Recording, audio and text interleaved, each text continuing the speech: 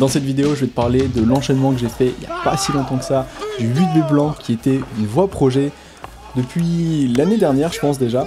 Et j'ai pris mes notes, j'ai de quoi tenir la discussion et surtout avoir mes points importants pour essayer de faire sens. Parce que tu vas voir, je vais te montrer plusieurs shots qui datent de avril 2024 jusqu'à maintenant, février 2025, donc il y a 2-3 semaines seulement. Et pour commencer cette voie, donc ce fameux 8B, pour remettre un peu de contexte, c'est une voie qui a été tracée aux alentours du 20 avril 2024, donc durant une semaine d'ouverture de club. On avait mis le mur complètement à nu, donc c'est-à-dire qu'on a retiré les voies, donc avec les prises, etc. Mais surtout les volumes, donc il a fallu en replacer, puis retracer également d'autres voies, et c'est lors de cette occasion qu'on a pu tracer cette première voie. Donc c'est une voie que je n'ai pas tracée moi-même, mais que j'ai aidé à caler avec l'ouvreur, c'est-à-dire que j'ai essayé les mouvements pour voir est-ce que ça faisait ou pas, selon la difficulté qu'on avait en tête, donc à savoir une voie plus ou moins en 8B. Le type de la voie, c'est de la résie, des réglettes, une trentaine de mouvements, bref, quelque chose de dur, d'old school. Il n'y a pas réellement de jeté, il n'y a pas de nouveaux mouvements, bref, c'était une voie difficile à l'ancienne, comme je les aime, comme je voulais en travailler.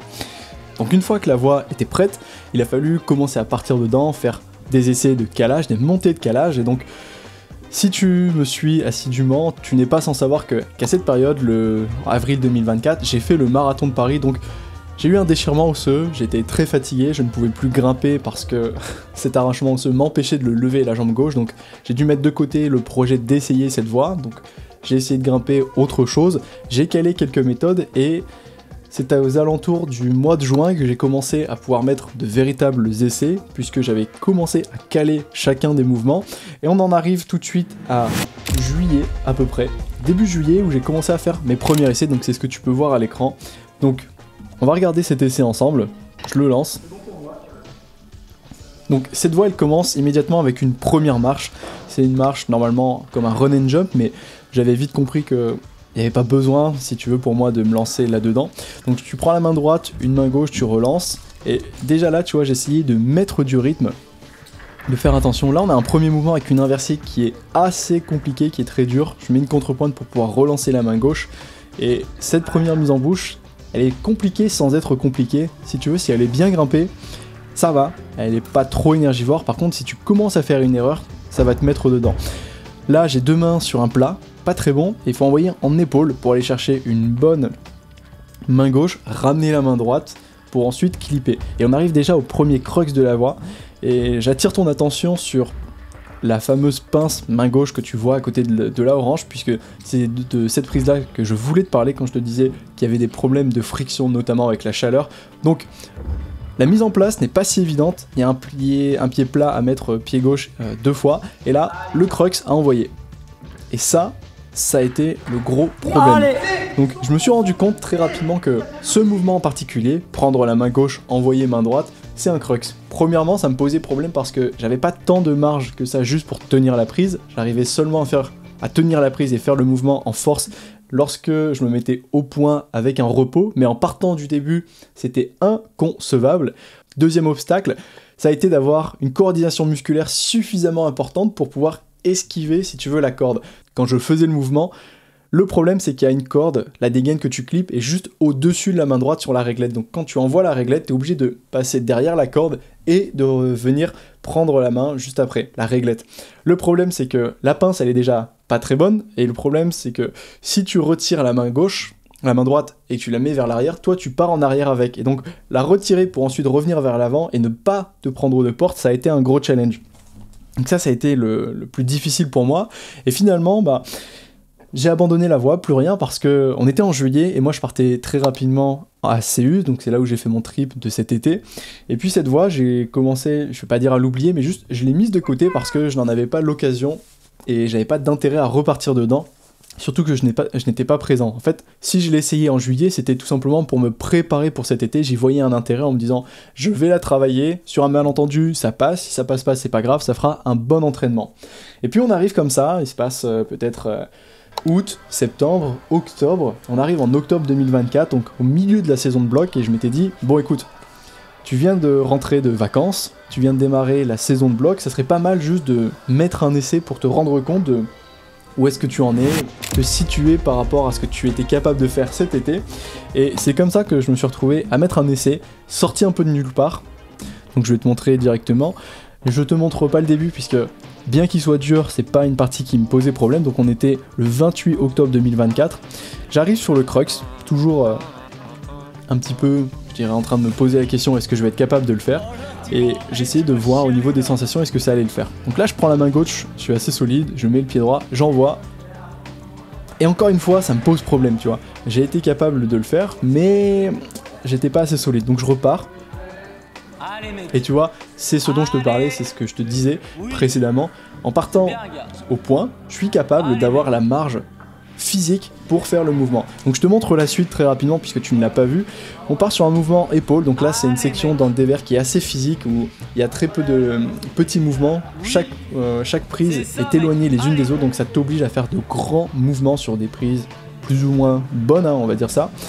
Et là, faute d'inattention, j'ai zippé. Donc je me suis rendu compte avec cet essai que finalement la voix, déjà j'avais plus de marge. Alors certes, hein, ça c'était quelque chose que j'ai vite compris, j'avais beaucoup plus de marge, mais finalement, la voix est toujours pas terminée. On a beau avoir fait le crux du début, c'est vraiment que le premier mouvement difficile, et tout ce qui est après, c'est encore difficile, il faut rester vigilant, il faut faire attention, notamment sur ce pied-là, sur la traversée dont je te parlais avec les doubles épaules, ça c'est pas évident, mais je me disais que finalement j'étais également pas si mauvais. J'étais plutôt bon, j'avais de bonnes sensations, mais j'étais pas aussi calé qu'avant, c'est pourquoi j'ai fait quelques erreurs. En tout cas, c'était vachement encourageant. En fait, si tu veux, depuis le début que je travaille la voix, j'ai pas été capable de partir des premiers mouvements, donc du sol, et de passer le crux. J'ai toujours eu un problème avec ce crux, donc je suis toujours tombé, je repartais du crux pour avancer plus loin. Mais j'étais curieux, et je savais que le crux, tu vois, je commençais à le maîtriser, que j'étais pas loin de le passer avec le début de la voix, et je voulais savoir si j'étais capable d'enchaîner quelques mouvements, quelques dégaines, pour voir où est-ce que je pouvais tomber après le crux, si jamais j'étais capable de l'enchaîner.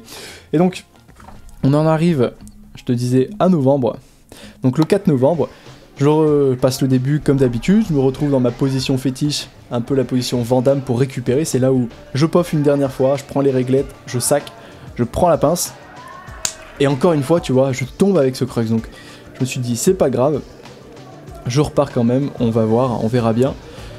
Je me mets en place, je fais attention, et là, boum, j'envoie, et je passe le crux. C'est une des premières fois en fait où je passe le crux. En fait, j'ai refait un essai depuis le début, je te passe les mouvements qu'on a vus précédemment pour voir la suite.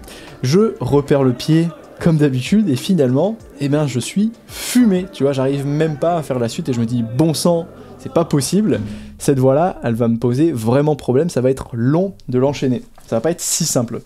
C'est là où j'ai décidé finalement, tu vois, on était en novembre, toujours dans la saison de bloc, d'en finir avec la voix et de me dire, je vais d'abord terminer ma saison de bloc comme il se doit, donc je devais faire certainement le régional, il y avait également l'Open de la Mayenne de 2024 qui était pas loin aux alentours, et on venait de recevoir la Kilterboard, donc moi j'avais envie de profiter de ça et de m'entraîner dessus. Donc la voix, je l'ai essayé une première fois en octobre pour voir où je me situais, une semaine plus tard, en novembre, je l'ai réessayé avec un peu mieux, un peu plus de méthode en étant calé. Je me suis dit, ok, il y a quelque chose à faire, c'est possible, mais on va d'abord s'occuper du bloc et profiter aussi de la Kilter. Donc c'est comme ça que j'ai abandonné la voix, je me suis dit que je reviendrai dessus lorsque ce sera la saison de voix, puisque forcément je vais être un peu plus enclin à la travailler, j'aurai un peu plus de niaque et j'aurai une raison de la travailler. Là, je t'avoue qu'en faisant du bloc, bosser de la résie et travailler une voix qui est aussi exigeante, ça m'intéressait pas sur le moment. Je savais qu'il allait avoir une période qui allait me convenir pour travailler la voix, mais que j'allais devoir attendre cette période. Donc je me suis dit que j'allais me mettre en chantier dans la voix à partir de janvier, lorsque la saison de bloc sera terminée. Et donc, après avoir attendu la fin de décembre, le mois de janvier complètement, et ben on est arrivé au mois de février 2025, et pour te remettre un peu de contexte, j'avais fait un séjour d'une semaine à Biux pour le nouvel an, donc je commençais à refaire un peu de voix, un peu de volume, donc je me suis dit, ça serait intéressant de reprendre la voix correctement, et je me suis dit que, avant de repartir dans la voix blanche pour me remettre en canne, l'idée, ça serait de faire une reprise de la voix avec comme but d'enchaîner toutes les voix de mon club, donc de janvier à février sur un gros mois, en partant du 7C jusqu'aux voix les plus difficiles, 8B et plus, en tout cas les voix projet. Et finalement, après un mois d'entraînement, un mois à essayer toutes les voies du club. J'ai réussi à enchaîner toutes les 7C assez rapidement, 7C+, 8A et 8A+, qui étaient tombées. Il ne me manquait plus que 3 voies. La fameuse 8B blanche que j'avais déjà travaillée, la Noir Projet dont je ne connaissais pas la cotation à l'époque, mais finalement qui était plutôt côté 8A+, en ayant optimisé toutes les méthodes. Je te ferai une vidéo analyse là-dessus, il n'y a pas de souci. Et puis une dernière voie que j'ai tracée il n'y a pas longtemps, c'est la toute dernière du club, que j'ai tracée avec Timéo. Je l'ai aidé finalement à caler, c'est lui qui a tracé la voie, c'est moi qui ai calé les mouvements pour que ce soit possible. Je crois que ça doit être aux alentours de 8A, 8A+, mais bien spécifique, tu vois, un 8A, 8A+, frankenjurien, je sais pas comment on peut l'appeler autrement. En tout cas bien exigeant, et voilà l'essai, le premier essai je dirais de février 2017, donc après avoir recalé les mouvements, fait une montée de travail, je mettais un essai. Donc on en arrive à la Vandame, je me place, je poffe, je viens prendre ma réglette main droite fétiche, je fais attention au niveau de mes pieds, j'arrive sur la pince main gauche, et là je me dis, ah ça commence à coller, tu vois, on est en février, il faisait vraiment froid, et j'avais la collante. Oh j'ai zippé. Comment? Mais putain, je me sentais jamais tomber. Et là, c'est exactement ce que je dis, jamais je me sentais tomber. J'avais la force, la tenue prise. J'étais trop fort sur les mains, focus sur mes mains, et j'ai fait le move, et j'ai zippé après avoir fait le move. C'est exactement ce que je viens de dire. En fait, j'avais la tenue, je me sentais vraiment fort. En fait, là, à partir de février, j'ai eu un déclic, je me dis, waouh, physiquement parlant, maintenant, la voie ne me pose absolument pas problème. Il va juste falloir faire attention aux nuances des placements, notamment à appliquer suffisamment de pression sur les prises de pied qui sont très plates, notamment sur la pince. Avant, il y avait un problème de tenue de prise, ensuite de coordination musculaire avec la dégaine, et maintenant, c'est une question de sensation au niveau des pieds. Faire attention à être bien placé pour pas te prendre la porte, mais exercer suffisamment de pression avec le pied gauche pour pouvoir faire le mouvement sans zipper. Parce que tu vas voir, zipper, ça va m'arriver assez souvent. Je remets un essai et je repars juste après pour voir si j'étais capable, si tu veux, d'enchaîner la voie. En fait, j'ai pas pris de pause pour essayer de mimer un effort et me rendre compte plus ou moins de ce que je suis capable de faire avec un essai à fond, à muerte. Et là, j'atteins un nouveau high point. Non! Putain. Je perds mon gainage. Donc c'est exactement ça, je perds le gainage bêtement, tu vois. Tu sais qu'en plus après ça, genre y a rien. Après ce move là, je ramène l'olotte et la voie est finie. Hein. Quand t'arrives à ramener, putain, je suis pas si loin de l'enchaînement, je pense, hein. Vraiment. Donc j'ai vraiment compris que je n'étais pas loin de l'enchaînement, et quand je te dis pas loin, c'est vraiment pas loin parce que là, il me manque pas grand chose, tu vois. Je refais un essai, je repars dedans. Tu vois que cette fois-ci, je perds pas le pied, je fais mon énorme lolotte, je prends la pince. Je sais que ça peut faire.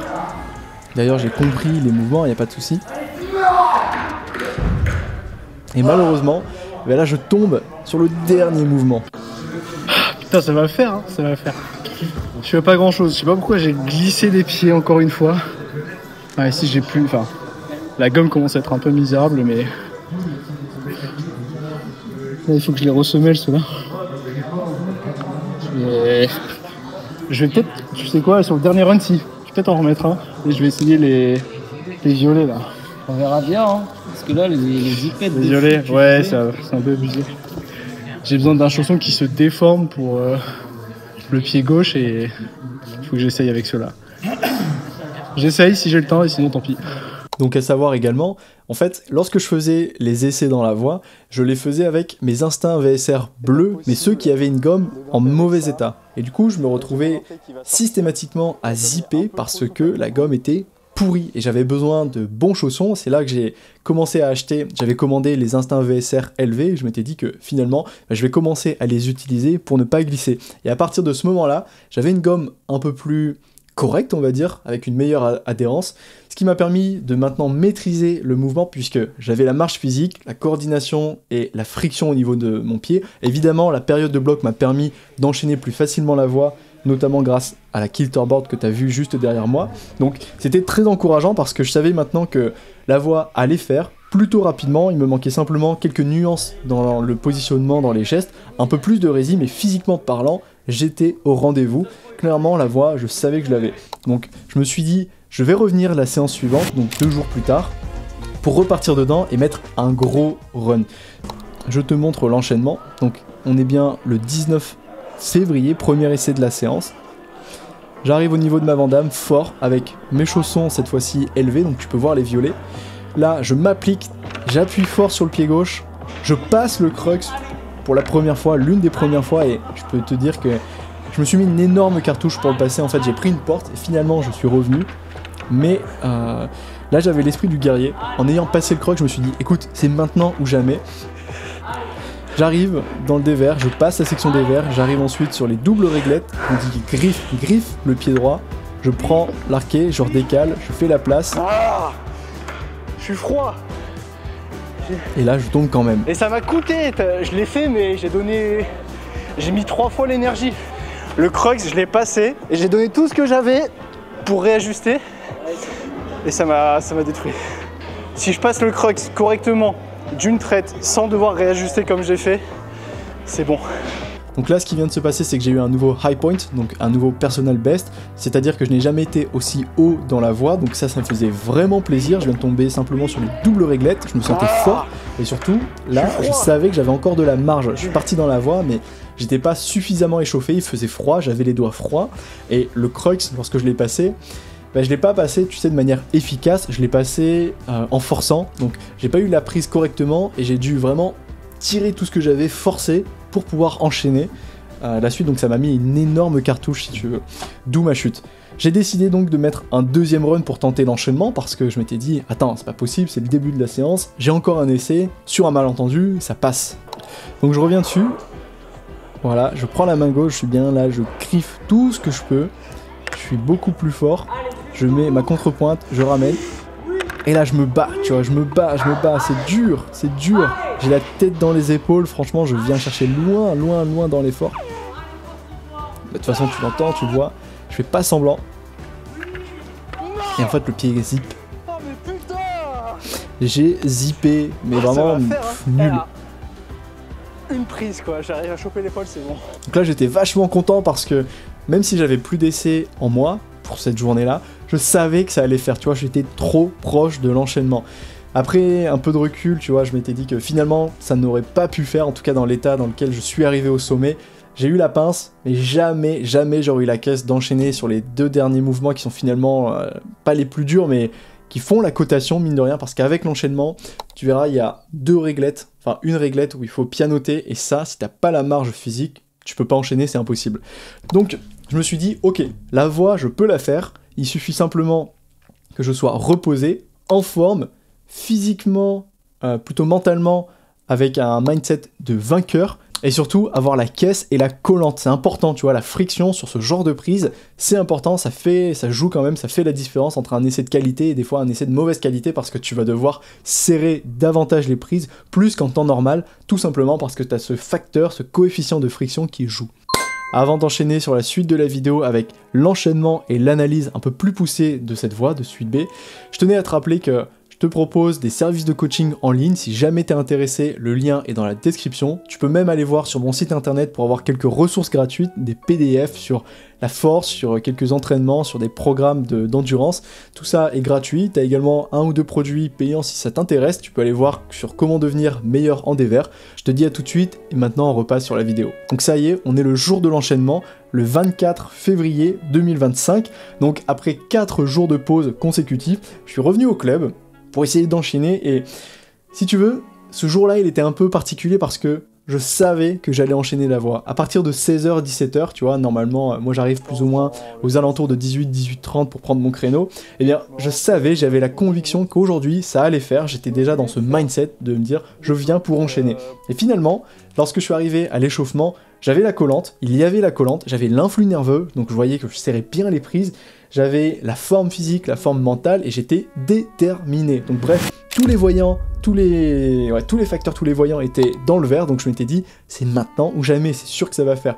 J'ai fait une montée de travail, juste pour aller en haut, voir les mouvements, me recaler dedans, choper en fait c'est ça, les fameuses nuances dans les placements, me remettre en confiance, et on va passer à l'analyse de l'enchaînement de la voie en uncut. Juste, je vais commenter, analyser ce que je fais pour te donner un peu plus d'informations que simplement l'enchaînement. Allez, c'est parti pour l'analyse de l'enchaînement en entier, on va pouvoir enfin le voir. Alors, Comme à mon habitude, ici, l'une de mes stratégies favorites, c'est de me mettre dans ma bulle, de respirer, de m'oxygéner très très fort. Et avant de partir, au lieu de me jeter bêtement, ici tu vois, il y a une marche, je sais que j'ai la marche, donc je fais simplement un appui sur le mur et j'engage la voie. Ici, tu me vois ne pas clipper la première dégaine, c'est une de mes habitudes lorsque je cherche à être performant. La première dégaine, souvent, puisque je maîtrise la voix, eh bien, j'essaye de ne pas la clipper pour arriver directement sur la deuxième, puisque le début de la voix est vraiment très physique, très difficile pour moi. En tout cas, il est énergivore, assez pour pouvoir considérer le fait de ne pas clipper la première dégaine. Et là, tu vois, ça fait à peine 20 secondes qu'on parle et j'ai déjà grimpé et clippé même ma 4e dégaine. Tout simplement parce que j'ai optimisé tous mes placements, tous mes déplacements. Ici, chaque mouvement de balancier, chaque clippage, chaque placement est pensé et optimisé pour minimiser mes efforts. Là, j'attaque le crux, ça passe proprement et ça a été l'une des clés qui m'a permis de sortir la voie. Et ça, on ne l'a pas vu, mais il y a quelques secondes, je viens de peauffer pour la dernière fois cette voie. C'est quelque chose qui me paraît juste lunaire à l'heure actuelle. Ici, je fais une belle opposition entre le pied droit et la main gauche, un pot croisé d'épaule, donc ça demande une certaine souplesse pour les clavicules. Je fais attention avec mon pied gauche pour ne pas glisser. Talon contre-pointe, donc ici une bicyclette sur le volume, ce qui me permet ensuite de délayer légèrement la main droite pour verrouiller une arquée, être légèrement bras tendu, clipper, prendre la main gauche. Ici, griffe et pied gauche contre-pointe sur le volume jaune que tu ne vois pas, ce qui me permet d'aller prendre la main droite en plat. Je prends la main gauche parfaitement, pas besoin de la réajuster, je viens griffer fort le pied droit. Je prends la main droite, pareil, contre-pointe pied gauche pour ramener la main gauche, main droite, arquée. La grosse lolotte que tu as déjà vue, ce qui me permet d'aller chercher sereinement la main gauche. Et là, je savais que quelque chose était en train de se jouer. Je m'applique pour changer de pied, ne pas dober, prendre la main droite. Et une fois que j'étais là et que j'ai posé le talon, je m'étais dit, ok, je vais pouvoir récupérer un tout petit peu, mais finalement, c'était pas si simple. En fait, tu me vois là, j'essaie de délayer, j'essaie même d'aller chercher de la magnésie, mais c'est pas possible. Donc je décide de prendre les devants et de faire un pari. Ça passe ou ça casse, je vais essayer de faire le changement de main sans magnésie. Ça me paraissait juste lunaire, je me suis dit que jamais ça le fera. Et finalement, en arrêtant de penser à la chute et juste en me concentrant sur le moment présent, j'ai réussi à changer de main, prendre la prise et à topper la voie. En fait, j'étais à un point de fatigue, mais tu n'imagines même pas vraiment. J'étais désespéré et je me suis dit ça passe ou ça casse. Et là il y a un moment d'extrême joie, tu vois, j'ai enchaîné, donc j'étais super fier, super content parce que je suis allé chercher loin dans l'effort, je suis allé chercher au bout de moi-même, j'ai donné tout ce que j'avais et franchement je n'avais pas une once de marge supplémentaire, soit pour tenir la prise, soit pour engager plus loin. Mais pof, parce que j'ai jamais poffé. T'es quasiment en appelé tout le long. Là j'ai fait un sprint, je sais que c'est un sprint. Et là tu vois, c'est un peu ce que je suis en train d'expliquer. J'ai fait un sprint dans la voie et ce qui m'a permis d'enchaîner, c'est réellement le rythme. Tu peux regarder l'enchaînement au global, il me semble qu'il fait à peu près 2 minutes et 15 secondes, c'est quelque chose de vachement court, c'est assez efficace pour un mouvement, pour une voie qui fait entre 30 et 35 mouvements. Tu verras et te rendras compte par toi-même si tu comptes le nombre de mouvements que tu fais dans une voie et que tu essayes de faire 30 mouvements d'affilée ou 35 mouvements d'affilée. Lorsque tu les fais à une faible intensité, ça peut paraître normal. Lorsque tu es à ton niveau max, c'est très difficile de maintenir une telle cadence. Mais c'est également la raison pour laquelle j'ai réussi à topper la voie. Aussi, autre information, ça je t'en ai parlé tout à l'heure, je n'ai pas poffé dans la voie. En fait, ce qui s'est passé, c'est que pendant que je grimpais, j'étais assez lucide sur ce que j'étais capable de faire ou non, et je me suis rendu compte à chaque mouvement qu'il n'était pas intéressant pour moi de poffer parce que j'étais dans un rythme, dans un flow de mouvement, donc j'étais dans un flow mental, je savais ce que je devais faire, j'étais très concentré sur mes sensations à l'instant T, mais j'étais également dans un flow de mouvement, donc perpétuel, physiquement parlant. En fait, je profitais, si tu veux, de l'inertie de chacun de mes mouvements pour initier et engager le mouvement suivant, ce qui me permettait de réduire au minimum la force nécessaire pour faire chacun des mouvements. Si j'avais choisi et pris la décision de poffer à un moment donné, j'aurais cassé ce rythme, j'aurais dû gainer et surtout maintenir de la tension sur un bras pour pouvoir poffer et mettre de la magnésie sur l'autre main, donc ça aurait cassé mon rythme et surtout ça m'aurait daubé, que ce soit sur la main gauche ou sur la main droite, car c'est une voie où il y a très peu d'endroits où tu peux te permettre de rester à l'équilibre seulement avec 3 points d'appui sans te mettre une misère, sans te mettre une grosse cartouche. Donc pour moi, la réponse était claire.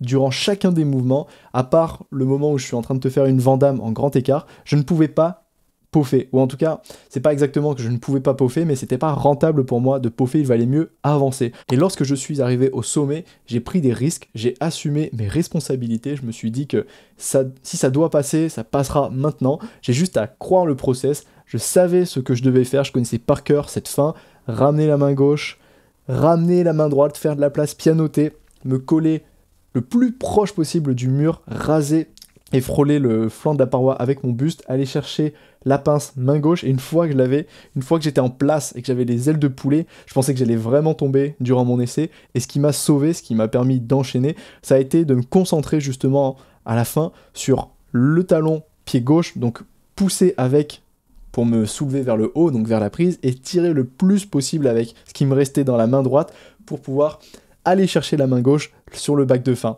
Ça ne paraît pas comme ça à l'enchaînement, on a l'impression que je fais ça statique, mais je t'assure que je suis parti en arrière, j'ai compensé ce mouvement en arrière en tirant fort pendant une fraction de seconde main droite pour aller chercher la main gauche en la libérant. Et sur la vidéo, on a l'impression que je suis statique, mais voilà tout ce qui se passe à l'instant T durant ce moment. Et c'est ce qui me permet d'enchaîner, être concentré. Je peux t'assurer que si j'avais été concentré sur le fait que j'étais daubé, que ça me brûlait, que j'avais certainement presque 10% de chance d'enchaîner, j'aurais pas enchaîné. Là, j'avais juste la niaque, j'avais envie d'y arriver, et c'est ce qui m'a permis de le faire. Bien souvent, on voit les succès, on voit les réussites, on voit pas tout le travail qu'il y a derrière, et avec cette vidéo, c'est un petit peu ce que je voulais te montrer. Alors, c'était pas un gros projet tel que je l'entends, mais au moins tu as vu un peu le processus de la conception de la voix à son travail, la découverte de certaines méthodes, mais surtout l'abnégation pour essayer d'enchaîner malgré le fait de tomber constamment au même endroit sur les mouvements de fin. Je suis très content d'avoir enchaîné cette voix, d'ailleurs j'ai enchaîné il y a pas longtemps sa petite sœur en 8A+ noir, j'ai des shots à la GoPro qu'il faudra que je te montre, cette fois-ci pas de processus, je l'ai enchaîné assez rapidement, il m'a fallu seulement 2 jours, donc je te ferai juste le commentaire et l'analyse de cette voix qui est plutôt atypique avec son mouvement 360, donc très sympa à voir. Sur ce, je te dis à la prochaine, entraîne-toi bien, porte-toi bien, ciao.